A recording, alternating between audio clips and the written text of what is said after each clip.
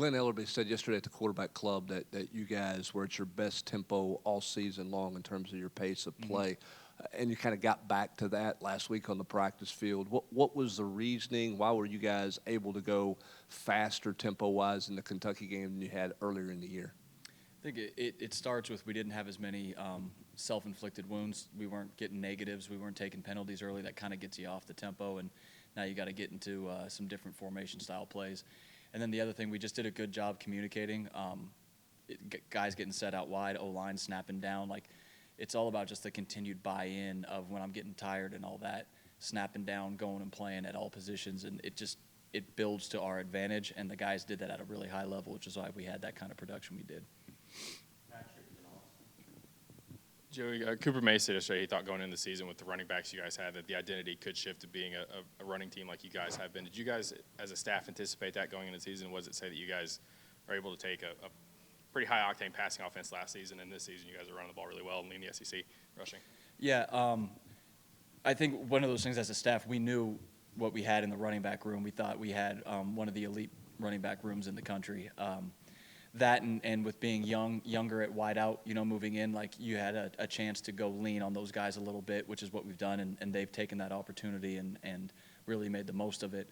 So it's not like shying away or going towards more. We have a really good running back room, and those guys have played well with the ball in their hand, and it's like, let's feed them. I think we said that week one when everyone was asking about the run game. It's like, man, it was hard to stop as a staff to say, like, let's start calling the throw. Like, we're running for 6-7 yards a pop. Like, that thing's keeping us rolling down the field right there. So it's been fun to watch those guys work. How big is this for this weekend from a standpoint of, getting in, getting what you need to get done, and then getting some of those younger guys, some real run to kind of figure out what you have in those players because, the rest of the way it's conference games. Yeah, this one, it was big because we need to go play the way we need to go play on offense. We need to put together a really good performance, handle our business, and like what you're saying, if other guys get the opportunity to play, that's great. But it's all about going and rolling out there with our group and putting together a product on the field that the way this offense can and should play out there. And that's our biggest focus working in on this one. So it's a huge game for us as far as that stands. Dante Thornton, can you just talk about what comfort level you think he has playing on the outside, and specifically the long catch that he had, I think a curl when he came back, the 47-yarder. Mm-hmm. What did you like out of that play that he did? Yeah, Dante, putting him outside, you could see it on tape. He was just more comfortable originally right from the snap with it. That's why he played really well out there. He had his best game of the season by far. The one that you're talking about was a scramble drill. He was running that curl, and then Joe scrambled to the left and kind of directed him back inside because he felt the dead spot. The best part about it was that was a contested catch. That kid was coming outside in on him, dove in front of him, took his vision as he was getting ready to catch it. He stuck his hands out, caught it, and then straight vertical. And you saw him start to make a big run down the field right there. So it was really good to see the competitive catch and an off-schedule situation where this isn't how we've coached it, planned it, practiced it. You just react, make a play, and then go get big yards after the catch was good to see. Coach, it felt like Joe had his best game of the season on Saturday. What made him so effective against Kentucky? I think it's just been the growth throughout the season, like from one week to the next, continuing to push in his preparation, to push in his development. And I keep saying it, there's no substitute for live reps. The more and more you get, the better you play, the more comfortable you feel.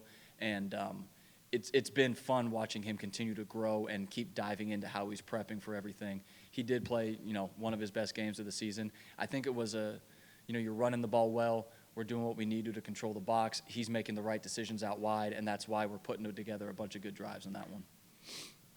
Coach, you kind of touched on it. What's the message to the guys this week about not looking ahead to the next SEC opponent? Yeah, if you watch college football, you do that one time, you're going to put yourself in a situation to have a really bad weekend. Everybody's good. I don't care what anybody's record says. These guys have a bunch of one-possession ball games. That's the fact of what it is. You better show up and you better play. And we're at the point now where we're trying to make a push down this stretch here. So every game matters as far as how are we still building. We need to, Coach Hype preaches it every day, you have to still be getting better this time of year. So if you're still getting better this time of year, it doesn't matter who's standing across the ball from you. You're going out with your own mindset to, I'm going to go take this one. So that's a huge weekend for us as far as taking that next step forward.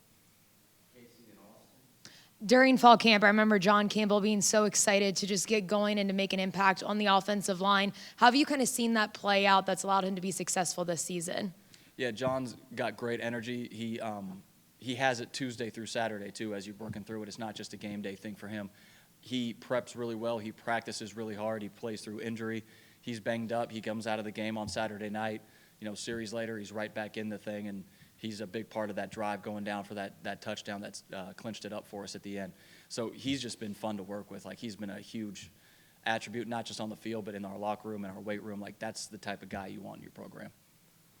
First half at Bama, whole game at Kentucky, Joe seemed like he's had his most efficient play of late. Do you equate that to you all running him a little bit more? Because I know Joe can get a little amped up, and then the arm obviously is very lively as is. I mean, it feels like he just has been more accurate the last couple of games. Do you feel like running him more has calmed him down when it comes to the overall game? I do think it helps him settle into the game. Absolutely. He said that himself. He likes to get a couple carries early and kind of feel like he's in the flow of the game. So, yeah, that absolutely has factored into it. And then the other part is just like I'm saying, like he's seeing defenses really well right now. He's doing a really good job with his eyes. Starts with your eyes. Now you can get your feet in the right position. Now you can throw the ball accurately and on time. And that's what you've seen the last 2 weeks. But I would completely agree that him getting some carries, some runs, some contact early in the game is good for him. With Dante being more comfortable outside, where are you at the slot spot behind Squirrel? Would he automatically slide in, or is there another option behind Squirrel at slot right now? Yeah, we got a bunch of guys that have played. The unfortunate part was we had some guys injured, so we've had to move people around. The positive is we had a lot of guys that have played there. Chaz has played live snaps in the slot as well. He was playing there against South Carolina. Dante can always kick in. So there's a bunch of different bodies we can move all over the place and get the right group on the field to go let us be successful.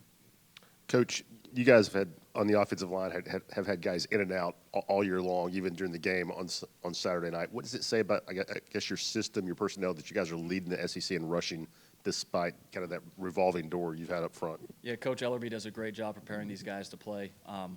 We get a good plan in place, and the guys do a good job of dialing in and executing that plan. They do a really good job communicating up front, especially with the tempo, and getting us all on the same page. And that's why we're able to keep hitting these big plays in the running game. But the fact that it's been guy after guy rolling through there, and there hasn't really been a step down when someone else has had to step in, it really goes to how well Coach Ellerby prepares those guys. One, in the offseason, but two, in just a regular game week for the actual game plan of how everything's being blocked versus looks, and they go out and they execute it at a really high level.